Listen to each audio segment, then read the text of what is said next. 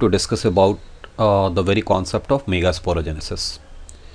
In case of megasporogenesis, what we will do that we will discuss the development of the female gametes, and we will also discuss the different type of embryo sac, that is monosporic, bisporic and tetrasporic itself. So we will start our discussion from the very structure of the gynosium. Case of gynosium, there are three parts. One is the stigma, the style and the ovary. Depending upon the number of a pistil, it can be monocarpally or it can be multicarpally. Similarly, in one particular structure, it can be fused or it can be free. The syncarpous is the fused one, that is advanced condition that is going to occur in most of the family, like Malvaceae, like Cucurbitaceae and so on. But the moment we talk about the free one, that is apocarpous, that is the primitive conditions that is going to occur in the family Ranunculaceae. Development of the female gamete that is going to occur within the ovary, right? So we will discuss about the ovary in bit more detail. So that is the structure of a complete ovule. Now what happens that the wall of the ovary is actually connected by a placental tissue, and they are connected by the placental tissue to the ovary wall. Now we know very well that the manner in which actually it is connected altogether or separate topic is discussed in terms of placentation. There can be different types of placentation. Now ovule is a very small structure that is attached to the placenta by means of a stalk called funicle, and each ovule has one or two protective structure called integuments, as you can see in the diagram as well. This is the integuments. In one particular area, this structure is not covered, so this opening is actually referred to as a micropyle. Now micropyle is a site for the entry of the pollen tube, we know very well. And just opposite to the micropyle, there is a structure called chalaza. So this is the basic structure of the ovule, in which we have just seen that how the ovules are placed. It is as we have discussed, that it is enclosed by the two integuments, and there is an opening that is called a micropyle, and just opposite to the micropyle there is a structure called chalaza. So within the ovule, how the development leading to a female gametes is going to happen, we will see in the subsequent slides. Now these are the types of the ovule, and one of the most important thing is that the types of ovule entirely depends upon the relative positions of the micropyle, the funicle and the chalaza. So depending upon these three positions, what happens, the different types of ovules has been recognized. Orthotropous is the most simplest one, in which what happens that funicle, chalaza and micropyle is going to lie on the same line. In case of anatropous, which is the typical one, which is the most common one, what we see that micropyle is very close to the funicle. So these are the different types: hemitropous, camphylotropous, amphitropous and the anatropous. Now let's talk about megasporogenesis. Now megasporogenesis is the process in which what happens that haploid megaspore is going to be formed from diploid megaspore mother cell. Since the structure form is going to be haploid, so naturally the division is going to be meiosis. So as a result of a meiotic division, 4 cells are formed. Out of them 3 degenerate and only 1 act as a functional megaspore. We can see in the diagram as well that this is a megaspore mother cell. After meiosis 1, the 2 cells are going to be formed. After meiosis 2, these 4 cells are going to be formed. Out of these 4, the first 3 degenerate and the remaining 1 is going to act as a functional megaspore.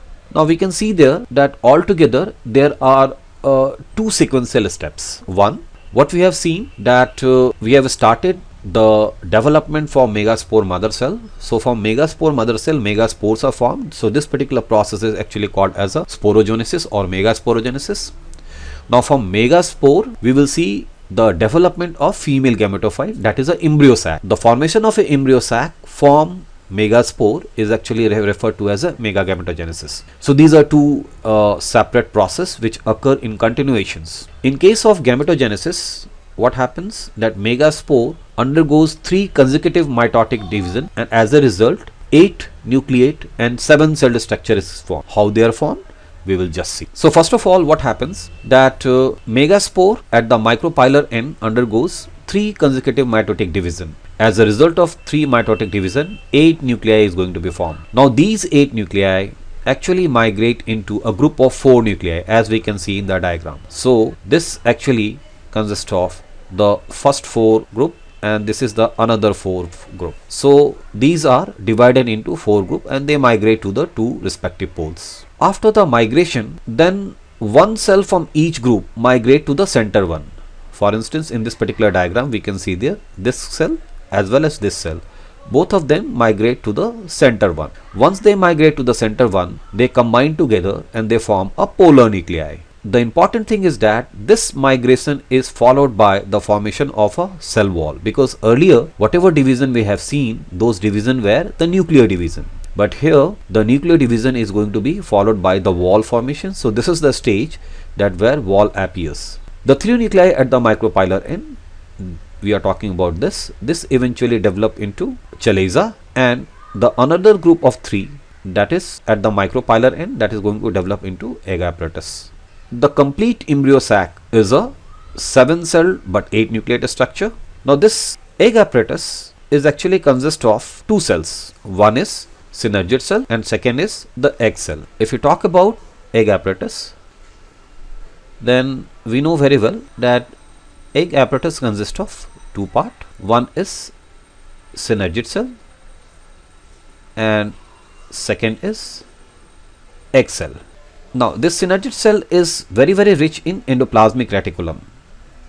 So here we can see there that this is the egg cell and these are the synergid cells. Within the synergid cell there is another structure called filiform apparatus. So this filiform apparatus serves as an organ for receiving the male gamete during fertilization. The large central cell, this is actually also referred to as a polar nuclei. Now in complete embryo sac we can say that female gametophyte is equivalent to the embryo sac and ovule is equivalent to the embryo sac plus integuments, because we have just seen that when the embryo sac is enclosed by integuments we call them ovule.